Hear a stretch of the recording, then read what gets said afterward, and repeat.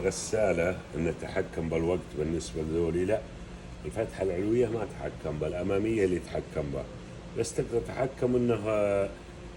نوعية الملابس، بعض الملابس وقتها أقل بعضها وقته زيادة، هذا اللي تقدر تتحكم فيه،